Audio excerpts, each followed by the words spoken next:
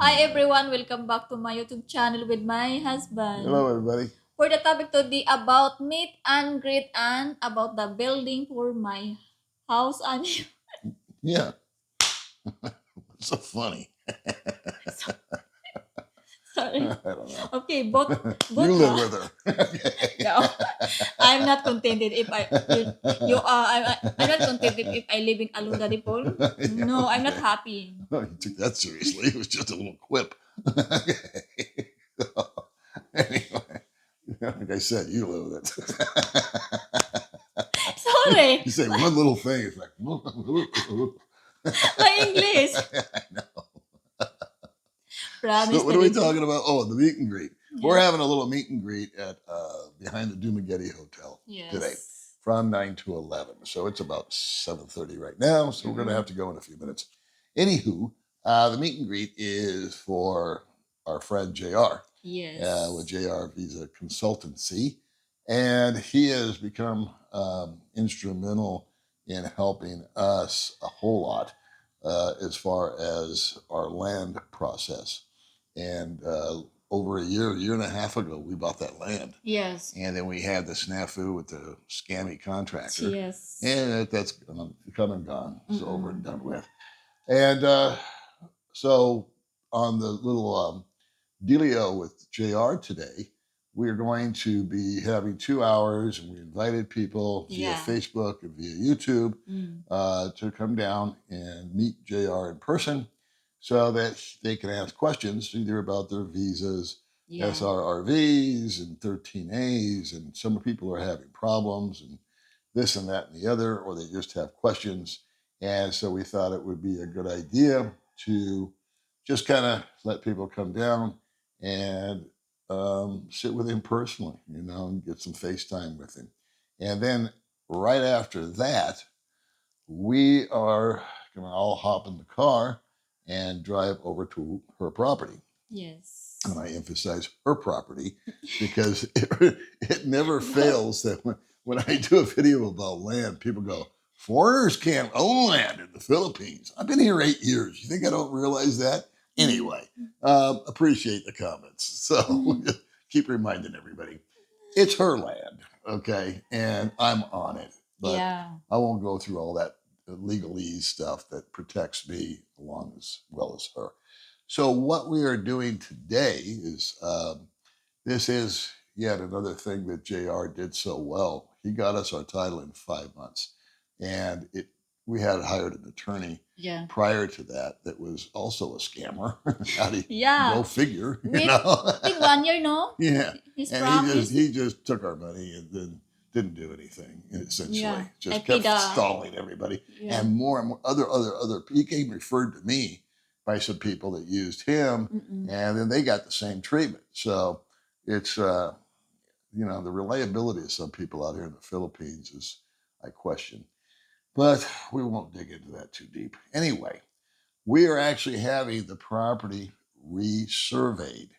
The reason why is that through the process that JR was going through, there's an individual that lives behind us, and he owns the property. Actually, somebody else owns the property, but he's a signature. He has the power of attorney to sign. And we own this little slice of land to the right of our property. It doesn't affect our ingress or egress to the property one bit. It's just a little road to the right of the property that goes back to his house and other homes. And we own it, and we signed off originally to maintain the road. What that means is we will never impede anybody's progress from the road back to their own property. And so that was all well and good, but and he was happy with that initially, but then he got unhappy because he actually had a very intelligent thought. He thought, well, what if these people, meaning us, what if they sell the property and some new guy or some new woman walks in and they own that land and they don't grant right away to us, or they want to charge us a fee to use their road, which is not that uncommon out here. So what JR suggested we do to keep peace in the neighborhood and to also uh, just make sure that there's no issues deep into the future, 5, 6, 7 years, whatever it might be. We dedicated the land, or we actually um, gifted that little road to the people in the back. And so, that being said, we now need to rewrite the contract a bit, and it's all been amended. The guy is signed. He's happy as a clam. And I thought, and she's the same thing. You have nice neighbors and people that don't, have any animosity towards you. In fact, you turn out to be the nice people. They'll bend over backwards to help you. And the opposite is true if they feel like they've been um, disrespected or whatever. So that's what that is. And so what JR says is, let's do this. Let's completely resurvey the place and get that on the books, because in the future, should May decide that she wants to transfer ownership, sell the property, whatever, that won't become a sticking point in the future. Because if all things don't match up, then you can run into a problem. So with him, it's overkill. And I love that. I love just dotting all the I's and crossing all the T's. And then we still have to pay. We have the title, which you would think that would be the end of it, but no. So we're doing this of our own accord. We're dedicating that land to the little guy that lives behind us, and going to get it resurveyed at our own expense, and so that will now go to the deed of records as the absolute accurate description of her property. And then on top of that, we have yet to pay, even though JR has got the money. He collected it from me 6 months ago in escrow, to the transfer tax. Yeah. It's weird. So we have a title, but the title has not yet been actually dutifully recorded. I'll use that word. And so once we pay that tax, then it goes to, I think, the deed of registrars. I get confused in all the language. And then they post it up, and bada boom, bada bing, final, final, final. And we have decided we're not going to build anything until it is final, final, final. Yeah. And we could have started this build a year ago. In fact, we were contemplating that. That's when we first got into that debacle. And we just pulled the plug on it. And I like to have things in order. I don't want to do step number 2 until step number 1 is done. So this whole recording of the deed and the annexing of the right of way, once that's done, the survey goes through, then I will feel like, okay, cool, we are 1000% purified on this title and recognizable. And that's super rare here in the Philippines. There is hardly ever any real estate transaction, I've learned the hard way, and by stories and examples that I've heard from I don't know how many people, how there's always some sort of glitch or whatever on the land or on the purity of the title. So that to us is worth its weight in gold. Now, let's take a minute and talk about what we plan to do. Initially, we were going to use, we have, call it 1,400 square meters. I think it was 15, but we'll just say 14. It was 14 and change. So to make the math easy, we'll say it's 1,400 square meters.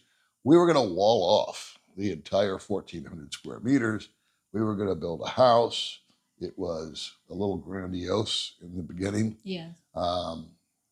We had kind of got caught up and seeing other people's homes and saying, wow, isn't that pretty? Isn't that nice? Mm-hmm. And then we both had a little come to Jesus moment where we said, well, that's their lifestyle. I'm happy for them. They're building great big places with massive pools and 5,000 square feet of living space. And I commend them. That makes them happy. That brings them their joy. For us, we have a different version of joy. And so you want the house to be what? Simple. Simple. I like simple house. I Mhm. don't like bigger or very expensive house. I like simple. Yeah. So we want it to be more on a functional level than on some kind of grandiose or showy style. I preach all the time to myself and occasionally on the channel about the advantages of minimalism, and it's better to have at least 2 times as much money in the bank before you spend it. Yeah. So, in other words, if I was to spend $10,000 on a car, I would only feel safe if I had a safety net and I had enough money after the safety net to buy 2 cars. And that's just sort of a rule of thumb that I heard online, and it hit me and it struck me as being very, very good financial advice. If you can't pay cash, if you can't buy 2 of them, you really can't afford it. Now, I have a set aside, or we have a set aside amount for an emergency, and that will cover me if I've got to go into the hospital and have a heart surgery, or if I have to fly back to America, it would cost me very little for the surgery of whatever it might be. However, I would still have to pay for hotels and stuff like that because I don't have anywhere to land once I get to America. So I've made a contingency, and we've both been very dedicated in setting aside money month in and month out for the last 6 years that we've been together. The only extravagance we have treated ourselves to was a trip to Thailand. Yeah. Yeah. And and that cost double of what we thought because we got caught in a typhoon and couldn't get back. And, Anyway, that's kind of the update, I guess, on the house plans. And when do you think we'll start doing this? I think next year. Yeah, next year. Yeah, because we're both thinking, okay, there's so many moving parts in building a house, and I am totally dreading the process. I know that I am in for nothing but pain and anguish and brain damage from step day one to the end of the days, because I've watched everybody that's been building a house out here, and they have told me just, Paul, you're not there every day. You don't have somebody there. They get lazy. They do this wrong and they don't catch it.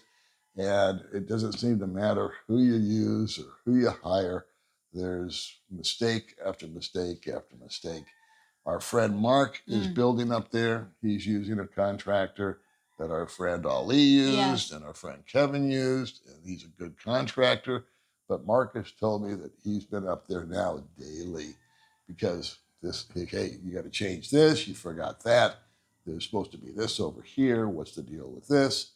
And it's like, I keep telling myself, because I'm basically lazy these days, that I didn't retire and come over here and get stressed out. Quite the opposite.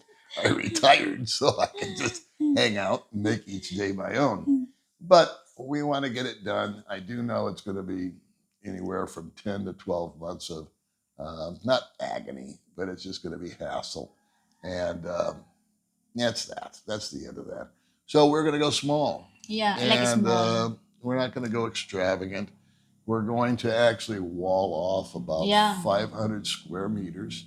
That'll save us a lot of money. That is very important.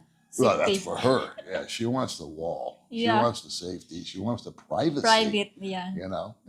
She wants to go race around outside in her night clothes, then it's fine. She doesn't have, every time she goes out the front door here, she's got to get dressed. She can't just walk out and take the dog out for 5 minutes because people drive by all the time. Yeah. So she wants her privacy, and I understand that. I want it too. And then we're going to have that walled off, and we'll have about 900 square meters behind us. And we've thought that maybe the first 500 or 400 square meters behind us, once that house is finally built, we would plant trees, fruit-bearing trees, corn, broccoli, onions, you name it, just vegetable garden, everything. Pick a plant and we'll grow it. Of course, it will be much more than we will ever able to eat or use or consume. So those will be our little gifts that we give to people. Yeah. We have a big crop of corn, say, come in. Yes. And we got enough for ourselves. And then we just hand it out to the neighbors. That is your dream, Daddy Paul? Yeah. Cornfield? Yeah, that's my dream. I love Yeah. cornfields because when I have great memories of that back in Iowa when I was a kid.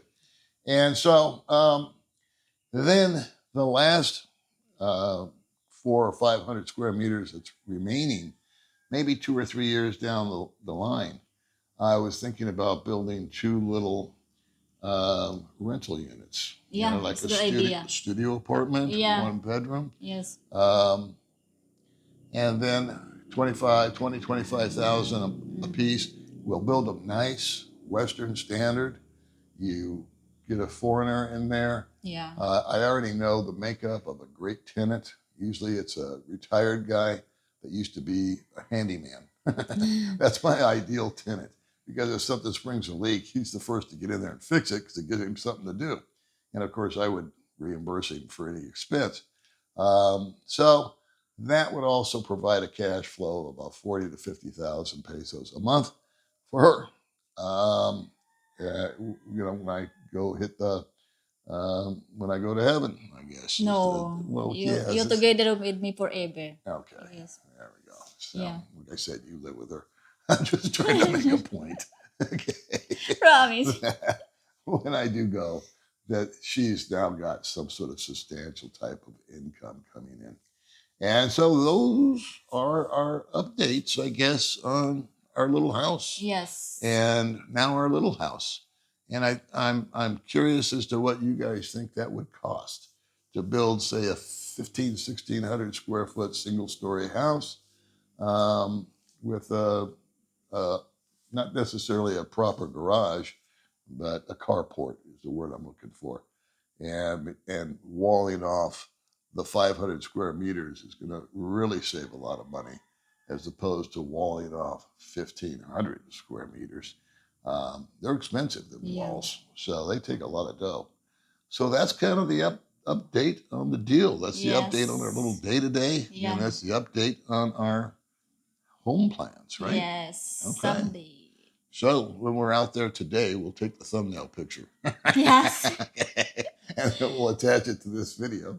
And that'll be that. Yes. So what do you want to say to the folks? So want to say thank you thanks so for much. watching? Yeah, thank you so much, guys, for always watching on the default channel. And you know what? I want to shout out to all the folks on Little May's channel here.